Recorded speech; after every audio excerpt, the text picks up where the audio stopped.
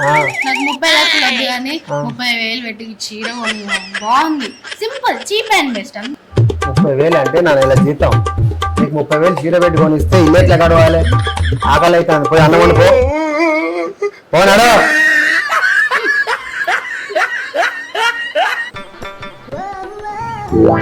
ఏంటి అట్లా అట్లా అవుతుంది? అక్కకు 30,000 పెట్టి చీర కొనియాలంట.